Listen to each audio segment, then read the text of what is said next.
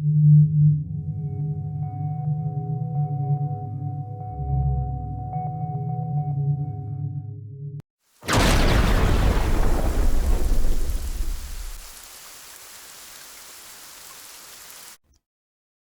And All right. We're live again. Yeah.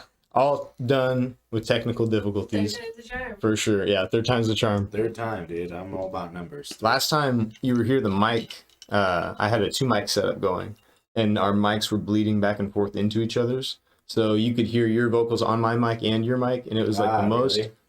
fucking annoying. Yeah, nobody would have ever listened to that because it was the most annoying thing in the world. So now it's like you're doing like a one mic system type deal? Yeah, now it's just the single mic. So we have it set so it's picking up noise like bilaterally. So it has both sides of the mic turned on. So there's like 4 or 5 settings. So you could just do like a corroded mic if you're doing vocals for voiceovers or for recording vocals for singing, or you can do this for interviews or if you're capturing like guitar playing and stuff. This is a Yeti. We use a Yeti Blue, and it's a pretty badass mic.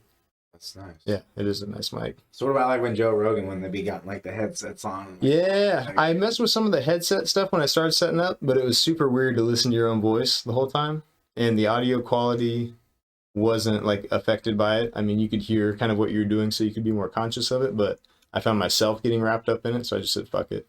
But who knows, maybe one day when I get, yeah, everything set back up. Like I said, I don't know. I just look at Joe Rogan and fools always got headphones on. They Oh always, yeah. They always have headphones on and they all got their own mic and they're like talking into it like this close. Yeah. And they're all up in it and I'm like, whoa, chill. Yeah, he's always, he's like policing people. He's all, you want to be about a fist away, and he like always does this thing, and he like holds his own fist up to mirror it, and it's like, hey Joe, no. It's hella funny. I don't know if it's just me. I'm sure other people notice it too. I'm sure tons hilarious. of people notice it. Oh, It's yeah. probably not. I don't know if anyone screenshotted it and made it a meme yet, but if they haven't. Everything's a meme. Yeah. Hey, I really appreciate you guys coming back on. But cheers one more time here, Yeah. just for the sake of now, the ship is launched. Yeah.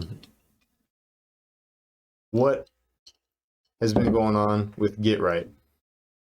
Well, right now, hold on a second. What's the latest? So right now, I mean, the latest thing is I've just been trying to like kind of, go through this whole COVID thing. Not trying to step on anyone's toes. So I've stayed kind of low, just staying private sessions. I do live in Crescent City again. For the fact of the matter is, there's too many kids that are in the same shoes that I was in that need help. And for people that don't know, what is it that you do? So exactly like what is it that I do is backstory is I've loved working out ever since I was introduced to it when I was like 9 years old, working out with my brothers when they were in high school. I got to high school, I could lift finally. Just fell in love with it and worked out every day, 14 all the way throughout. Yeah, and I just found the love and the passion for it. So then fast forward 2 years, after being out of high school and I moved home. After living in San Diego, I was helping just a lot of people out at the club over there by Burger King. Yeah. And in Crescent City. Yeah, in Crescent City. I was helping Gina and Dennis out by just like helping like picking things up, cleaning, weight management, helping, members. That's a good place to work because Gina's like freaking a serious bodybuilder, right? At one point. She does physique. Okay. Yeah, she does women's physique and she has a lot of good connections. She's just a really good person. Yeah, no, she is a really good person. They were cool. They were cool to me when the time was being, but I kind of outgrew it. Like I needed like of course. I'm always the one that's like we need to do like newer things, especially with like a facility like that. Like it was already like run down. Yeah. Like and they weren't willing to change anything or do anything like on like the sports side of things, and that's what I wanted. Yeah. So I mean, I saved up my money and I told myself I want to play football again. So to play football, I have to go to school. So I went to school and CR in Eureka to play football. And I told myself like, okay, I'll be a personal trainer. And in that 2 years, was that something you knew heading into CR? Was yeah, that something you that's already what I kind of wanted to do was like conceptualized? kinesiology, personal training, start my personal trainer's license, and then I could train clients and then I could pay for school. Okay. And then I met my athletic trainer named Nate Keats, and he totally changed my life on like the understanding of like the anatomy of the body and just like the micromanagement of the muscles. And what were his credentials at the time? Where'd you meet this guy at? I met him. He has his master's degree, and he's all like fully accredited and qualified to be an athletic trainer, which is like the person that takes care of the kids athletes and tends to them. What is his master's in? Is it kinesiology It's or is it athletic kinesiology, training? Okay, athletic training specifically, nice. kinesiology with the the conditioning of the endpoint of like athletic training. Okay, So yeah. like that's the focus. He did it at HSU. I don't think they have it anymore. But so he taught me everything I needed to know about like fixing my body on like a microfiber, like at the micro level. Yeah. And I was like, all right, like that's really cool because I was always about the big muscle, big three Yeah, chest and squats. bi. Yeah, like squats, Yeah, bench, biceps, shoulders, all the like show all the muscles. show muscles, all the big things that just like showed off. And so when I got hurt and I had to do all these other things that were like, really activating and recruiting muscle fibers that I'd never felt before, and it healed me in less than So 2 you had weeks. some injuries you were Yeah, contending I had with. two hamstring, both my hamstrings, my left and my right, had minor like full minor tear, Oh, okay. and in less than 3 weeks, I was better, and I played in the first game of the season. Oh, yeah. And everybody's like, I don't know how you came back. Like we thought you were gonna be out until like halfway through the season, like micro tear. You treated it like an athlete and you took care Yeah, of it. I took care of myself, and I went in every day at like 7:30. He would just take his kids to school early, and then there and take care of me. I had class day, go in there, practice. Hitting those twoies. 3 days. Oh, yeah? Yeah, Yeah. morning, middle, and then he'd like give me the keys and stuff. Don't tell Miss Teresa, but he'd give me the keys, and I'd like go sneak in there and do baths and shower. 5 Yeah. college. No, for sure, man. So, fast forward to when I transferred, this is kind of like the whole backstory of like what Get Right is. It's like when so then I was like, okay, like I want to be an athletic trainer. Like I want to be able to give the athletes the workout they need, but to be able to do it so that they never have to do that. Yeah. So it's like prehab. You're implementing preventive maintenance measures within the training. Okay. Everything that's going to prevent the injury. And if it does happen, you're going to come back faster than ever because you're already like the foundation that you built is a more real foundation. Yeah, it's unbreakable. And it's just like if it does have a crack, it's fixable. Well, that's something I've seen on some of your marketing. I think the quote is, "Footwork is the foundation to any great athlete." Yeah. Is that something that you kind of, no pun intended, start from the ground up and build on that premise? Everything starts to your feet. It's all matter how you walk. Like it's and like in grappling, judo, like it's like if your foot is positioned in the wrong place, and you try to press off that, you're not gonna have the same amount of power, and you're not drive through doubles and exactly. Like it's just like it changes everything. No, 100%. So even like when I first work with people, and she can attest to this, it's like I'll look at your feet. Yeah. And it bugs people because I'll be like, look at your feet. And my feet. I'm not doing a foot. I'm squatting. I'm doing this. And like, that doesn't matter. What is your foot's connected to everything. People are squatting flat-footed and all their weight distributed wrong. It's not flat-footed. It's if you're squatting and say I tell you to draw a line and one toe's on the line and one toe's 3 inches off the line. Yeah. Your hips are already misaligned.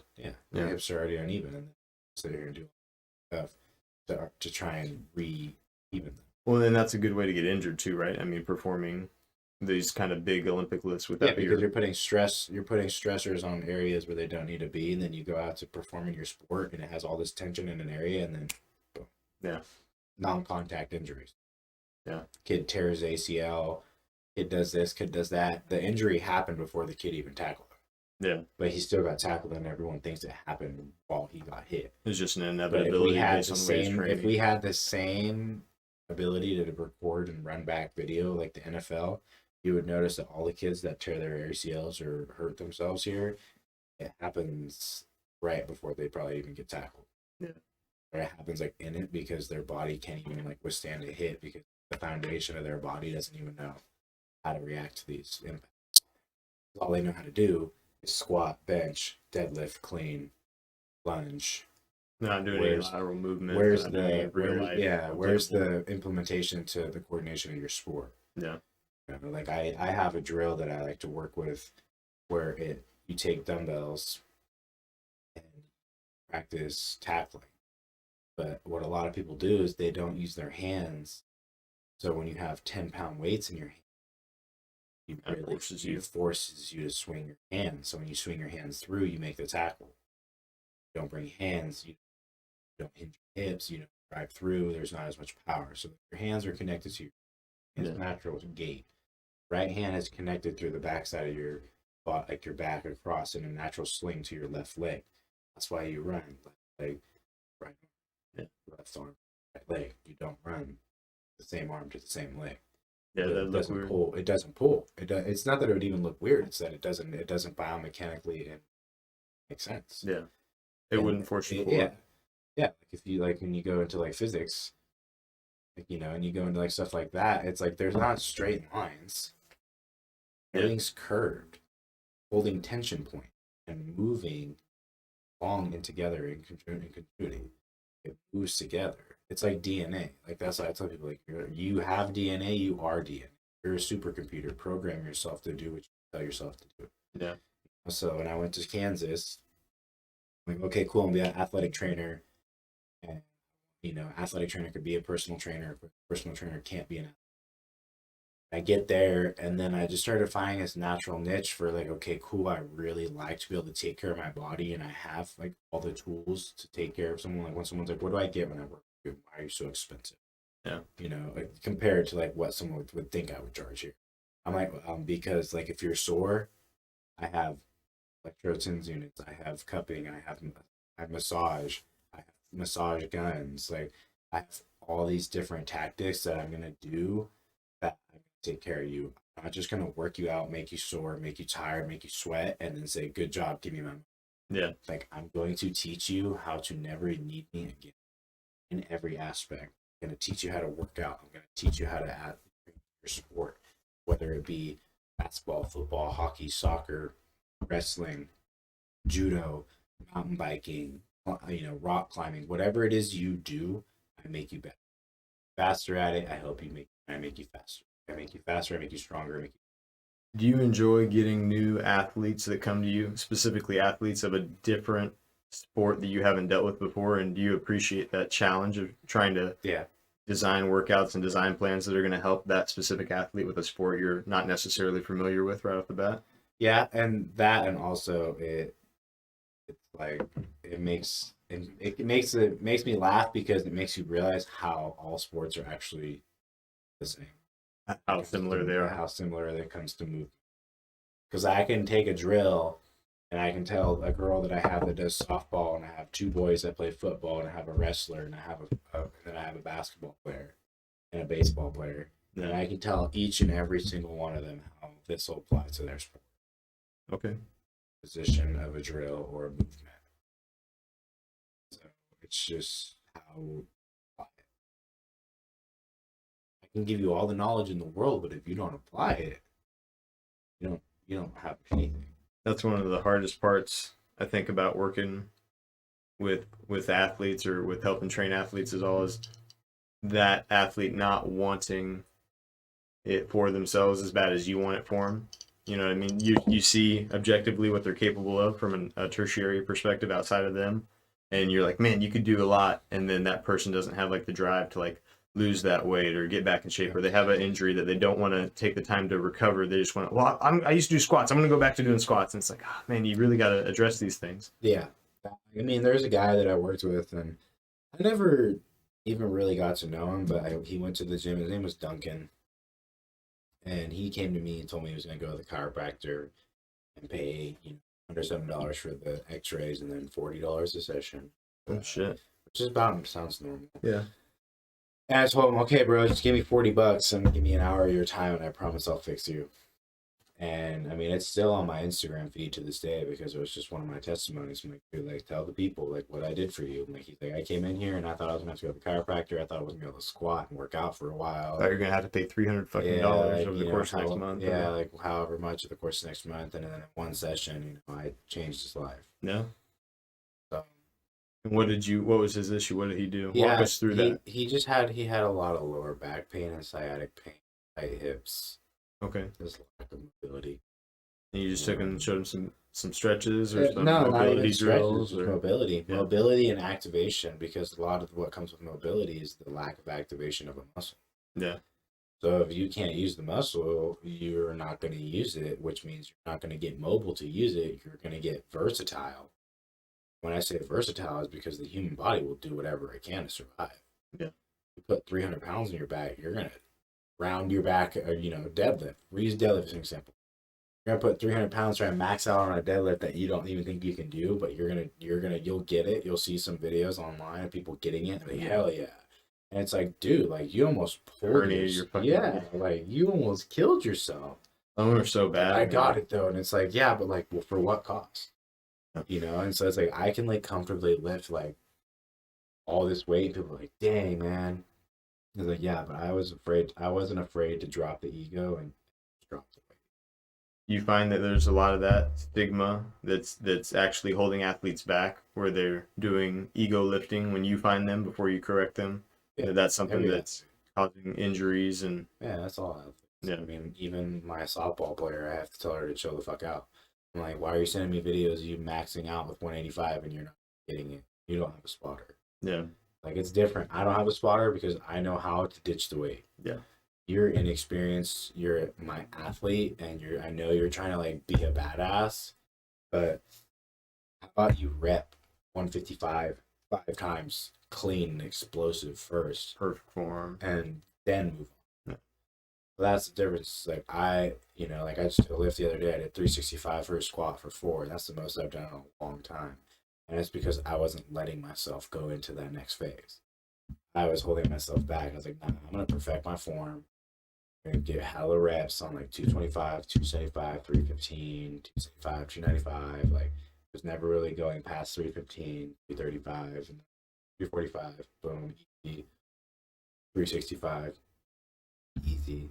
Well, part of that consistency too, not just the mobility and the types of exercises that you're doing, but the consistency over time, right? Where you're actually building that tendon strength in the knees and in the elbows and the muscular density it takes to it's all about not get hurt. It's the volume and the density of your muscle. Yeah. So it's like you could I do 4 sets of 12. It's like, okay, like, but sets don't really matter. Sets and reps don't matter. You just have to say how much time under tension were your muscles in those sets. Because if you do 12 reps as fast as you can and you didn't really have time under tension, you're not going to grow as much as the dude that really focused on the time under tension. Yeah. Right. So it's just it's not about reps. It's about like, what are you getting out of that your rep. I love when people get the rep where their brain hurts, because I do a lot of, like I said, biomechanical movements. I'm making you think left hand, right foot. Yeah, I've seen some of those agility drills that you're doing, and you call left or right, and then they have to maneuver to the left or to the right depending on your call. Then that's reaction time. Yeah, that's just another aspect of. It's kind of what they call plasticity, that mental plasticity to be able to take your direction and adapt to being able to react faster and faster. Yeah, because it's like like when you're in a fight, you don't know what he's gonna do. You have to react to what he does. So the faster your reaction time is off the sport, the better you're gonna be in the sport. Yeah, no, natural reaction time. Like that's what it is. It's natural reaction time. Some people just aren't born with those gifts.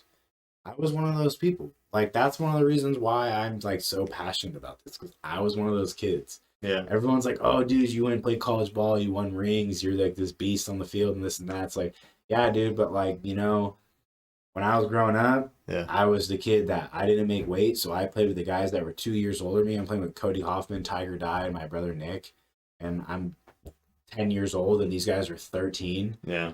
You know what I mean? Like, I'm rough Cummins. Yeah, and I'm just getting beat up because I weigh 150 pounds and I can't make weight to play on the other team. Oh, yeah.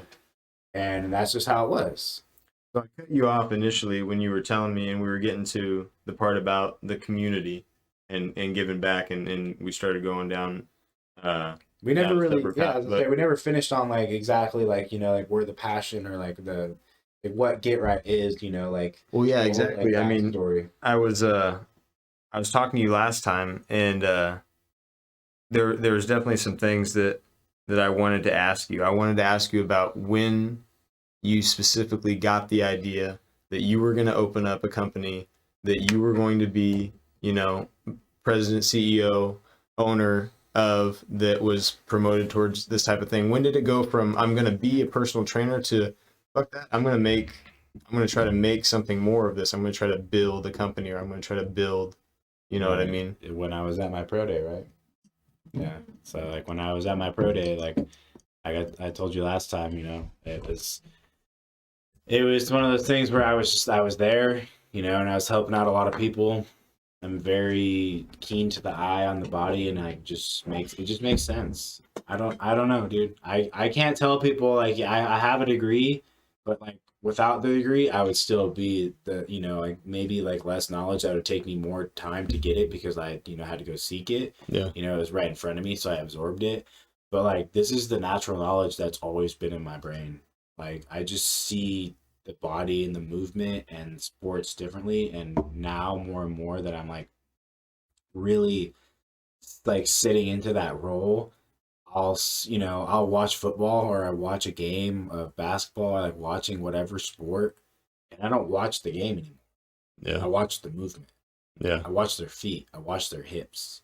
Watch you know everything about how they move, so that I can learn how to, like you said, I take a challenge of like when I worked with a hockey player.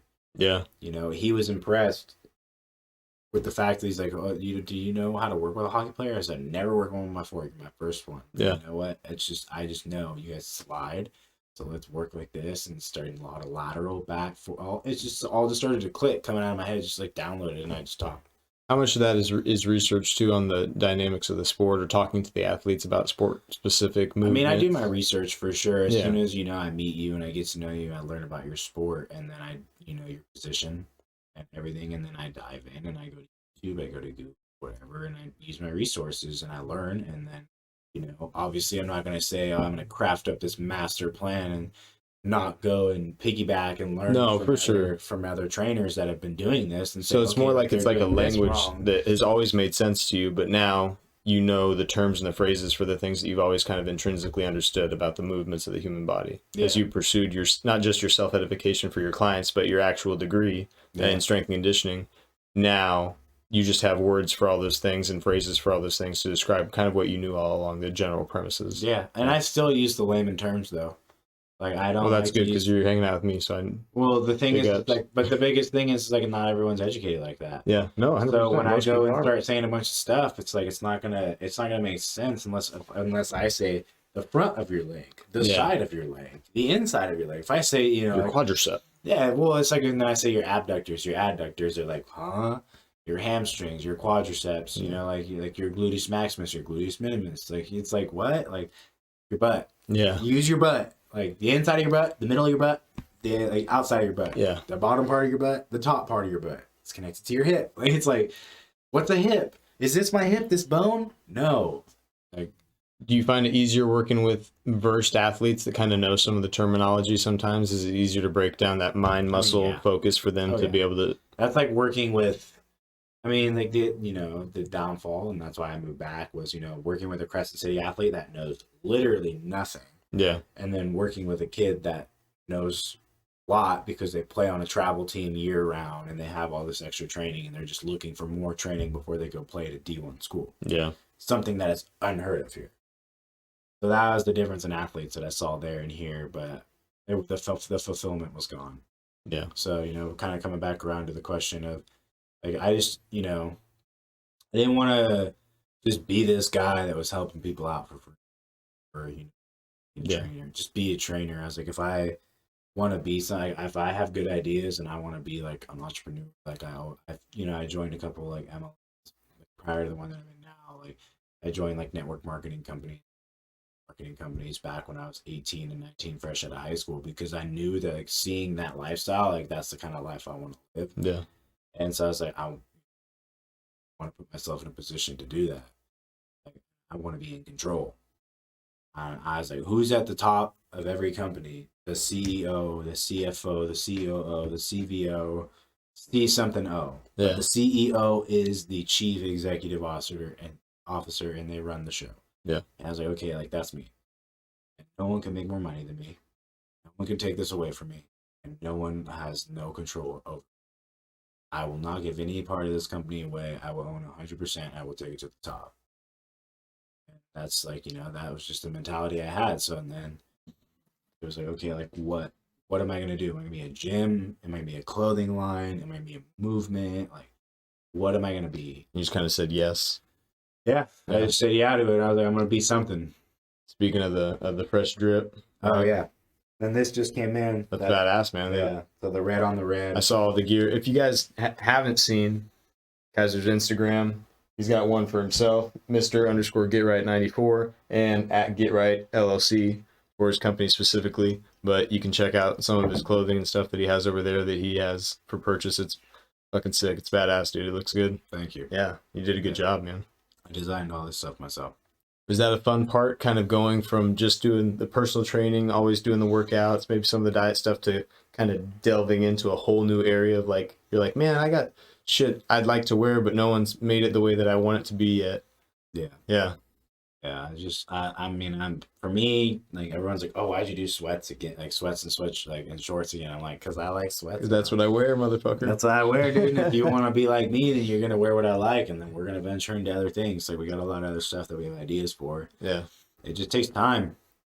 People don't realize that it's about who you know. You know, I Yeah. could get introduced to somebody else that could change my company's life tomorrow, but as of right now, I'm on an island on my own. Yeah. A couple of people that are willing to help and really put the effort in, the elbow grease, the sacrifice to help. But other than that, I mean, you can you see a lot of people that are just like, yeah, dude, like good luck. They're not. They're like, oh yeah, like I support, but they're really not there. Yeah. You know? As far as Just like family, friends, Yeah.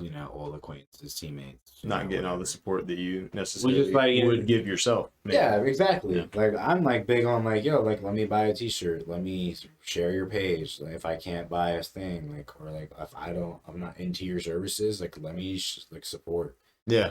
I'm big on that because like it's gonna come back around. Like, I'm not like it's not like I'm looking out like for what's gonna work out best for me. I'm just trying to help you out because like if I would hope someone would want to do the same for me. Yeah. 100%. That's why like with Get Right, it's like okay, like I want to be able to give somebody like my all because I would hope somebody would do the same for me. I would hope that when I'm paying this amount of dollars for a session or this many sessions or whatever for this camp, that the person in front of me that is giving me the information really cares about me as a human and cares about my well-being and actually cares to be there instead of like, okay, cool, I'm about to make X amount of dollars. All I gotta do is make these people sweat until good work. Yeah. Like I want people to leave and they learn something. Well, you're not trying to take advantage of people. You're trying to genuinely help people. Is what it sounds like. It's Yeah, the difference exactly. there between those two business models. Exactly. So like dipping into like the clothing brand, like it's fun because it's a way to represent like who I am and like what I'm going with, and like I want people to be able to like wear it and feel the same way because the movement is get right or get left. Yeah. Shout out to Naya Tapper. If you can tag her in any way in this, you can.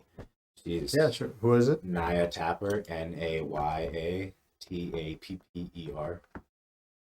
She's a USA Rugby Sevens women's player. She's a beast.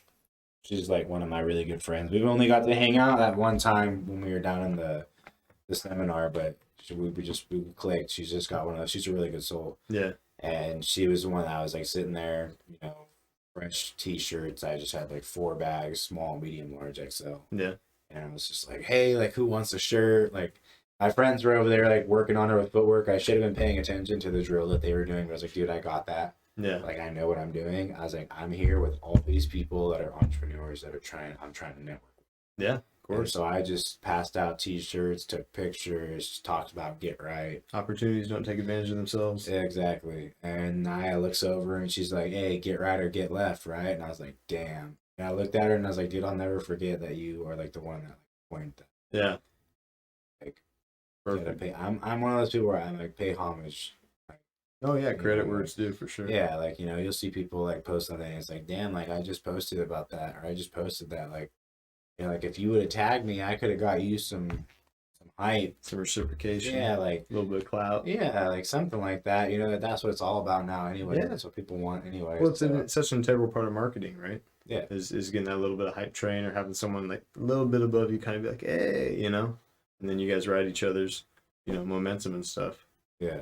I think that's important. I think it's good to take advantage of those circumstances and network, man. I think when you're in your kind of position, you're trying to build a company that's going to be heavily based on not branding in like a cheesy way, but getting your name out there and getting it associated with your company name and building an image for yourself. I think it's important to have other people's experiences to draw off of, people that have been there and done that. You know what I mean? Yeah. Is she? And it's Naya, Naya. Yeah. Naya. Is she someone that you've continued to network with over? We've kind of lost touch just over Okay. the years, just because we were supposed to just meet back up down in LA whenever. Well, she's gonna hear about this, so no better time to reach out. Yeah, Yeah. no, yeah, for sure. I mean, I'll definitely reach out and let her know because she has like a YouTube page too. Like she does the nice. Oh, okay. She's jacked, dude. She's a beast. Like I'm Yeah. telling you, she's like a fucking beast. Like Swole up from the flow up. yeah, I don't know what happened to my picture that she gave me, but she gave me a signed picture, and she's like stiff arming this girl to the ground. I don't remember Nice. what country she's from, but she's just smashing her. So That's awesome. yeah, so yeah, it's like I'm big on like I've always said your network will create your network. 100%, man. So, do you ever find yourself seeking out athletes that you see perform and think I'd like to work with, or do you kind of let those people come to you and facilitate themselves towards you and seek you out? How do you go about acquiring clientele for your services? When I first started the company, I was a coach at the high school, so it was easy. At Delmar High? Yeah. Okay. Just coach football. I just said, hey, that's what I do. Just started this company. Want me on Your kid to get Instagram? a scholarship, hit me up. Yeah, well, I remember when I had just started the Instagram. Yeah. I had one follower. They're like, Coach, you only have like 10 followers, blah, blah, blah. I was like, dude, just wait. Shut up, dickhead. Nah, I got 3,100 followers, which isn't like a crazy a lot, but It's a lot more than 10. Yeah, it's a lot more than 10. Yeah. It's somewhere, it's going in the right direction. It's just the population of a small town. No big deal. Yeah. But yeah. so I was like, I'm just gonna keep going with it, dude. Yeah. Yeah. And like Grow your town. yeah, just rep Crescent City, and it was easy because like I said, a lot of the kids knew me and they wanted to get to know me because I'm very influential and like I'm a role model. Yeah. So I'm not just like some douchebag dude that has like, good drills. It's like I'm a good person. Yeah. You want to be around me. And I want the best for you, and I want to bring the best out of you, and I want you to be the best person that you can be. So I'm gonna help you do that. I invest in a lot in people, so I don't go and seek it too much because if I go and seek it, I'm gonna overextend myself, and I, don't want to just go and overextend myself and then give someone a half effort because I'm tired. Yeah. Like I always got more juice in the tank because it's my passion, but I don't want to overextend myself to someone that doesn't deserve it. So that's like one of the biggest issues. It's like I want people that actually care to show up, grateful to learn, because and like I said, in the end game is you have. Do you find that when you, and I'd be remiss if I didn't obviously bring up your very well known clientele, the Cosi brothers. When you started working with those guys, how did that come about? Was that some connection that you had made through what means? I through a mutual friend, just like they introduced us and they told me that he wanted us to work together and that we had like-minded interests, and I was like, okay, well, like get me on the phone with Orion and we'll talk. And Orion and I talked, and we're like, okay, dude, like that sounds really good. Like let's meet up and shake on it, and we'll write a contract up and we'll sign the deed. And for those of you that don't know, the Cosi brothers, Orion and Lewis, are two local fighters from Humboldt that train out of Lost Boys And Alpha Male. and Alpha Male in Sacramento. I knew those guys back in the day a little bit. I'd seen them at local shows and stuff when they were fighting with under Brian Wilson, and he's a really good guy too. He's local law enforcement down there and always ran a really tight ship when their team came to tournaments and stuff. You knew that they were gonna be the ones to beat in your division if you had them in your division for sure. Mm-hmm. When you guys got that connection, you made that phone call, you signed that contract. Was that kind of like a big moment for you? I mean, these are guys that at that Yeah. time were already signed in the UFC, or Not yet. had, They weren't even in the Dana White Contender Series yet. but they were 5-0 professional fighters from our Yeah, area. they were 5-0 professional fighters. They knew we had talked about. They knew that they were in contact. They were on their way up, Yeah. but it was like on the low. Well, they've been smoking everybody around here for a long time. Yours truly included, buddy. So, yeah, they definitely were making a strong name for themselves in this area for the last. I'm old. 10 years. Yeah, Nah, for sure. yeah, for sure. They're beasts, and the best part about it is they're humble. Yeah. No, 100%. They're two of the best people I've ever met in my entire life.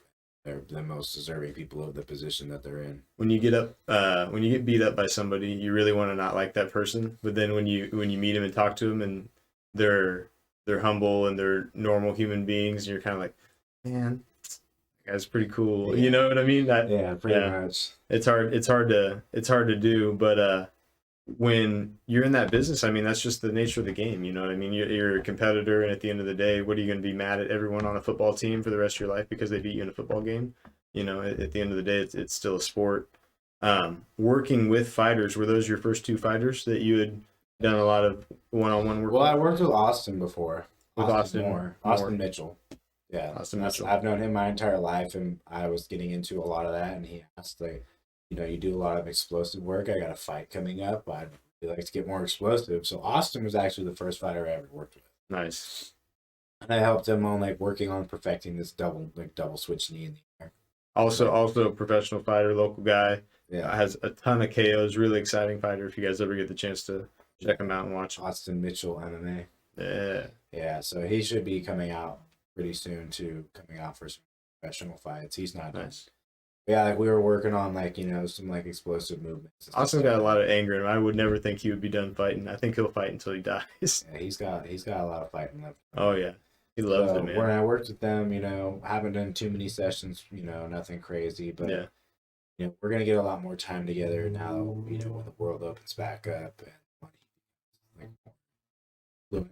Yeah. So that we can just be moving, mobile, meeting up with each other, helping each other out, Oh, yeah. working with each other. They're really good about that. So if I tag them in some posts, they tag me. So we got a really good relationship. good. That's awesome. Training during the lockdown. Have you found it difficult to find facilities, open locations? Have you taken it outdoors? I mean, What that's are you part of the doing to reason- kind of cope? That's part of the reason why I moved home. The rest of the city's open. Yeah. The gym's open, everything's open. People aren't wearing it's a normal day. Yeah. I can train people outside still, but like when I was living in Denver, it was like if you got caught at the you got caught at the park with no mask, or like with people like a group of too big of people, the cops are pulling on you, driving around the parks, their motorcycles and shit like that. Yeah. It's a lot extra. Gyms got shut down. I lost my job. Lost clients because they didn't want to come back. So it's like I can't even train with the clients that I had before because they won't come back. Yeah. So it's been tough. I was gonna do a lot of this online promoting stuff, and I was like, "That's not me," and I don't want to turn into something that I'm not. I'm not an online personal trainer. I'll do it for people that I care about, like do Zoom trainings or sessions or programs, whatever. Yeah. But I'm not gonna promote it because it's not who I am. Not your passion. Because You don't want to build that aspect. It's too impersonal. You're never going to get what I'm going to give out of you. You're not going to get the quality of work that I want to give you. Yeah. And you're going to give up and you're going to blame me. It's not my fault, but it's your fault. But you quit.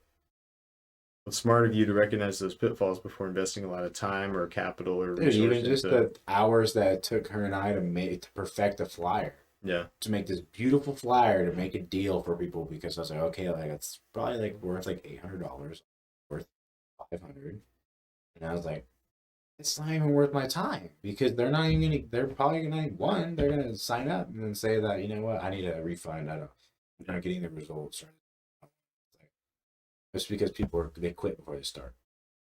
They already manifest the end result. They're like, you know what? Like I'll probably be fat for the rest of my life.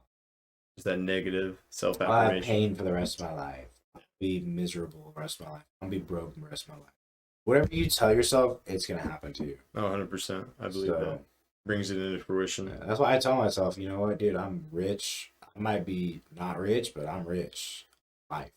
Yeah. I'm happy. Who do you see as kind of a role model for you? Who do you look to and drive towards that kind of similar lifestyle or similar structure for a company or owner? Is there anybody that you look to specifically that gives you kind of that inspiration? I mean, number one, like, would be like my dad. Yeah. You know, he ran a self-sustaining like, business by himself to raise four boys and done it, and he was an immigrant from Mexico. So Yeah. to watch him build a company and run a company and withstand that and invest and grow and make it in America, and people are born here and they don't have what my dad has, and they blame it on the system or whatever they were born into, but my dad wasn't even born here. That's a major role model for me. And then another person would just be my old boss, Rylan, who taught me everything about like how to run a gym. Yeah. And just like took me under his wing. Like, you know, like I did a lot of free work for him, but only because like I knew genuinely like I cared about like. And which gym was that? It was called Impact Sports Performance in Okay. over in Superior, Colorado, All right. which is like 10 minutes outside Boulder. Nice. So it was like a $40 million facility. He's been running it for like 10 years. But like, they've only been at that one for going on 4 years now. But before that, they had, you know, just a facility that he ran and built it up, and then signed a contract to go into a giant facility. Okay. And like, you know, he's managed all this stuff through COVID and prior to that, and just like ran very well, Shit. profitable type ship. Yeah. Like that. And it's like a model that I would want. Massage and rehab and hockey rinks and basketball courts and football fields. Damn. And like all this Holy stuff. shit. 4 weight rooms, 3 basketball courts. How big is this facility? A couple blocks, I would assume. Yeah, it's a whole entire, like a mall. it's a whole Yeah. entire mall. Fucking A. It's the whole Badass. entire strip. That's It is a awesome. mall. Like there's brews, a bar upstairs. Is that something that is that kind of the model that you're leaning towards? Start you next step after obviously keep acquiring clients, keep training people, keep producing clothing and gear that you like. Maybe gym, maybe own your own gym. Yeah, own my own gym for sure. I definitely want to bring that to Crescent City and elsewhere, but start here, help the community out. At least try. Yeah. And see what happens. And then, you know, I don't always want to be here, but I want to be the one that starts that culture, because nobody else wants to do it. Oh yeah. No. Everyone, I want to tell anybody about it. They're like, "Oh, good luck, haha." That's a loss. He's managed all this stuff through COVID and prior to that, and just like ran very well, Shit. profitable type ship. Yeah. Like that. And it's like a model that I would want. Massage and rehab and hockey rinks and basketball courts and football fields. Damn. And like all this Holy stuff. shit. 4 weight rooms, 3 basketball courts. How big is this facility? A couple blocks, I would assume. Yeah, it's a whole entire, like a mall. it's a whole Yeah. entire mall. Fucking A. It's the whole Badass. entire strip. That's It is a awesome. mall. Like there's brews, a bar upstairs. Is that something that is that kind of the model that you're leaning towards? Start you next step after obviously keep acquiring clients, keep training people, keep producing clothing and gear that you like.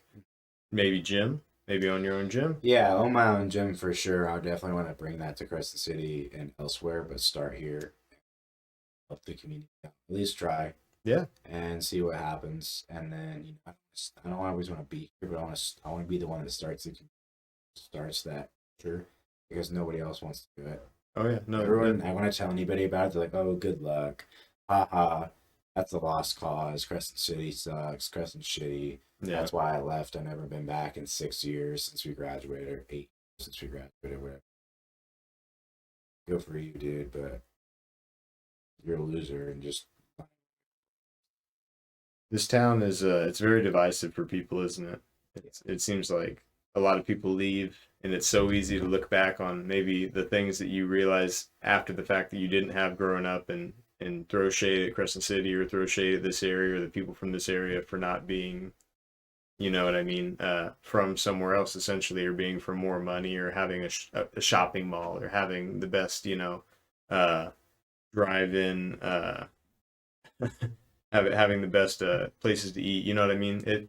It seems like it's really easy and it's really common for people, especially that we grew up with, to go back after the fact and kind of shit on this area or shit on this town.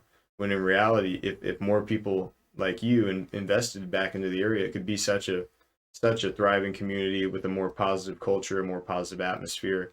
but it seems like that work ethic to try to actually create that or create some sort of movement or uh, positive momentum, it's just shit on so much and stifled by people's dissent. Why do you think that is, man? Why do you think it's so common? You Or know, what do you dude, think it's deters hard people to from it's just picking up the shovel and getting to digging, getting to building? it's I don't know, it's hard because it's easy for people to say something about, somebody trying to do something with their life, and it's because they're afraid to go try and do their thing with their life. Fear. And everyone's it's fear. Everyone's afraid of failure. Everyone's afraid of this and afraid of that. My biggest thing was overcoming the fear of going back to school after not going for 2 years out of high school. Yeah. And everyone's like, you're going to fail. College is hard. You took 2 years off. You're never going to go back. You're going to drop out. You're going to do this. You're going to do that. And then what happens? I go. I did it. Everyone's like, wow, you defeated the odds, blah, blah, blah, this and that. And then I moved to Kansas, and that was another fear. Moving thousands of miles away from home, family, friends, nothing, no one's out there, just me. Yeah, that's scary. And, I'm like, okay, like, but this is for my future self, my future kids, my family, whatever, if it happens, my nieces and my nephews, my parents, whatever, like, I need to do this, and it's going to set me up and put me 10 steps ahead instead of 10 steps back. Yeah. And I've just taught myself that, like, I mean, I've subdued a fear, I'm not going to lie. There's multiple times that I've subdued it, but like I've been just in recent months and recent weeks and days, I've grown so much from like it's nothing. Yeah. And it's all about just attacking it and going through it. Looking at the situation and saying, yeah, I don't know what I'm doing. I might be afraid, but you know what? I'm just going to do it because I'd rather say I failed and I learned something and I fucked it up, but that's all right. I can do it again and do it better. Then, like, I don't know. I might do that someday. I don't know how it's going to work out. Falls in that danger is real, fear is an option kind of thing. I mean, Yeah. you have to, like you said, you have to give into it. One of the things that I learned from one of my mentors, Corey, is just make a decision. Corey Karma is just like, make a decision and stick with it. Make a decision and stick with it and go with it and have no regrets. Because half the time, more than half the time, people don't make a decision and they still have regret. So if you're still going to end up with some sort of regret, it's like, make a decision. Yeah. So with me, it's like, yeah, I'm going to try to open a gym. If it doesn't work out, guess what? I made the decision. I tried it. It didn't go through. Not my fault. I tried. Yeah. It would be my fault if I never tried and everyone said, why didn't you ever try and open a gym? Because, it would have never worked out this time. You never know. Yeah. Until you try. And if you try and you fail, guess what? You learn. You're like, it just worked. I went too big.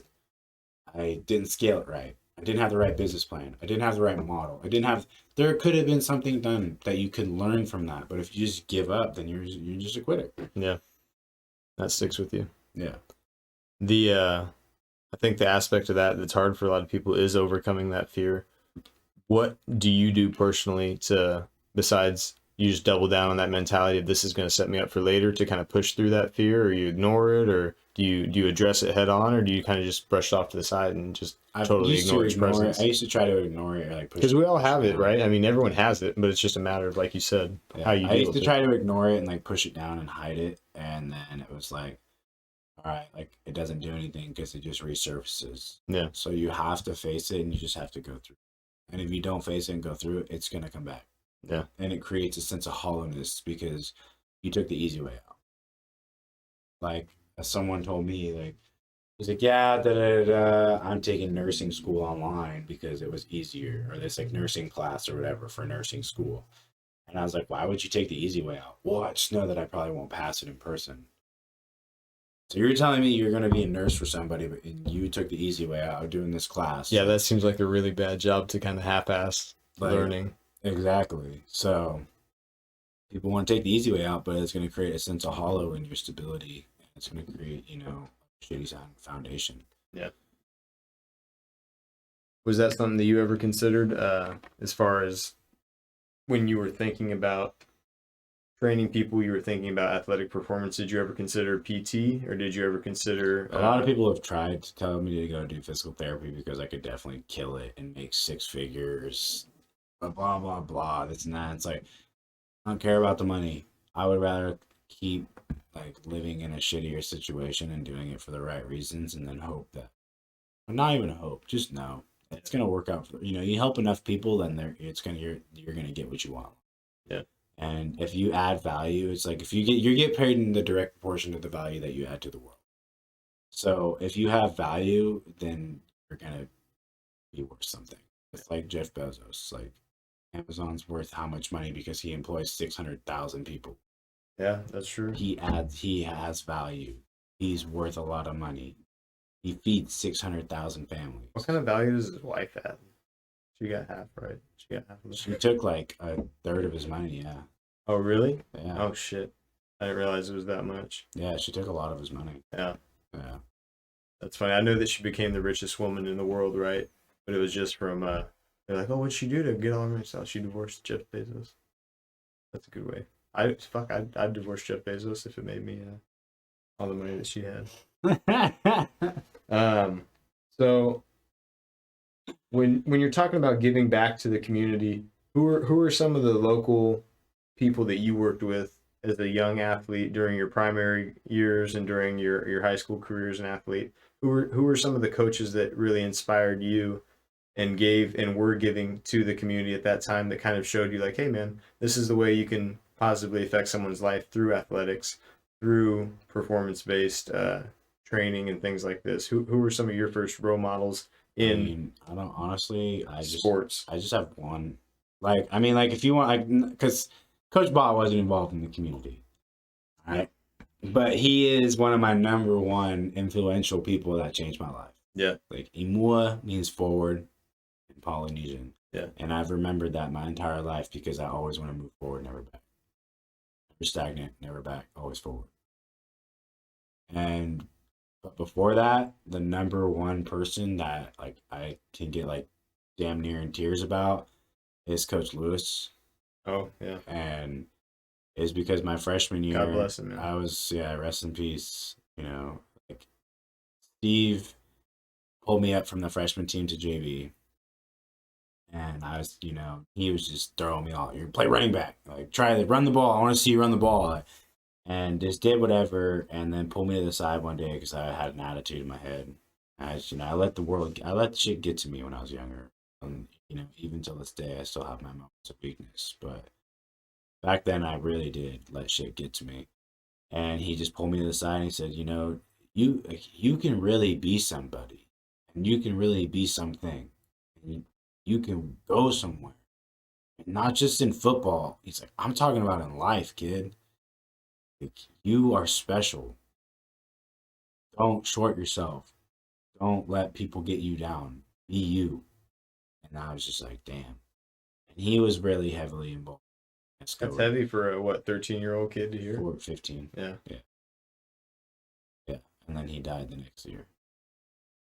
So, I just remember my sophomore year, me, Austin, Derry, and all of us went over to his house. He couldn't talk anymore. He had to write on the note. Shortly after that, he was gone. Yeah. So I hold him with me at my heart always, and I know. I think this whole community holds him in a very high esteem. Yeah, I'll always, even like when I was featured in the article in the newspaper, like it's one of the that told me I'm going to be somebody before I ever even knew somebody. Yeah. So, and he was always the one like, you guys need to go and do the feeding the homeless and like do the helping out with the young kids. Like, he was like, you need to be active and give back. You need to help these kids. He want to be like, go over there and do warrior prides with the little AA kids or whatever. It was just that was him. That was what he did. And I know anybody that knows, you said anybody that knew him knows, like, when they think about him, that they take a moment to like really take a moment of silence because like, he's right there with you. They were open to like what he said to you. Yeah. So like, yeah, that's like the number one person. I don't have a lot of people like growing up that really influenced me like that, like a coaching level. I can't remember a lot of my coaches. What about on an athlete level? Who were some of the first athletes you remember during your era of childhood, kind of growing up that you saw perform feats and you were like, man, that's my dude right there? Sean Reed. Yeah.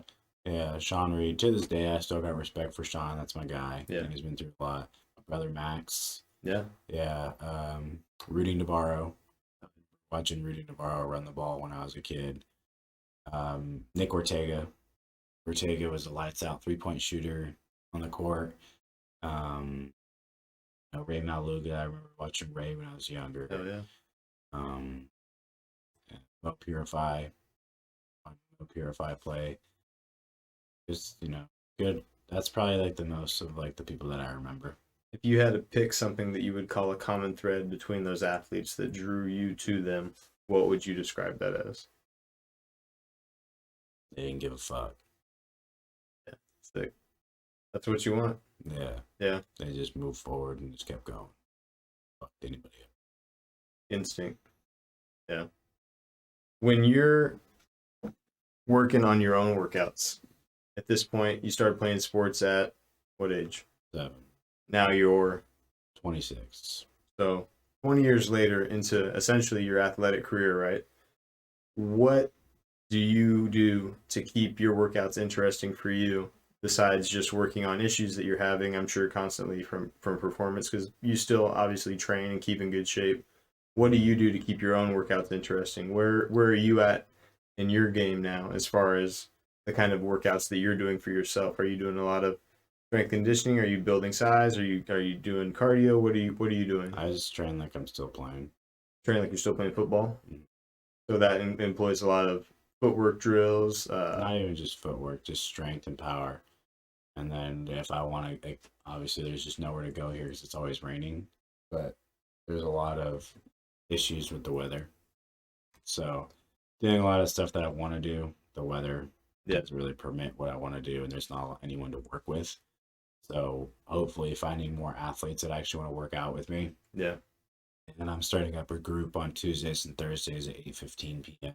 for any athlete that works out there, that is an athlete at the high school. Okay. That wants to come down. The only contingency is you just have to be a member. Awesome. And come down and just work out. You're just doing big group workouts where you're kind of structuring things. Yeah. What kind of equipment do you got out there? What kind of stuff are you guys doing? It's we got this like basic stuff. Like we're gonna be doing the basic. We're gonna be teaching them how to do the basics of squats, clean and press, bench, solid fundamentals. Solid fundamentals. But then we're also gonna get into hands, footwork, single, unilateral, a lot of movement, stuff like that. Core, mind-body connection, hand-eye coordination, reaction time. It's gonna be everything. Yeah. But we're just gonna start and see how it goes. Until I have my own gym, I'm just gonna work out of Life Fitness. Beautiful. So that's where people can find you. People can Life Fitness is where you can find me, and then you're doing not only personal training, but you're drawing up plans too for people, right? Yeah, I can do. I mean, I can do whatever. Yeah. That was the thing, is like anyone's like, what can you do? I'm like, whatever you need. Where's the best place for people to get a hold of you at if people need to reach out to you? Right there. Right here. Direct messages. Direct messages there, or you can reach out to GetRightLLC18@gmail.com. GetRightLLC18@gmail.com. Yeah. I wanted to ask you about diet too. Yeah. With all the fads in dieting right now, people are doing carnivore, people are doing keto, people are doing vegan, people are doing vegetarian, pescatarian, ovo-lactarian, every subgenre classification, gluten-free. What have you found? Because obviously, your degree is in strength conditioning, but I know for a fact that you have extreme knowledge on diet.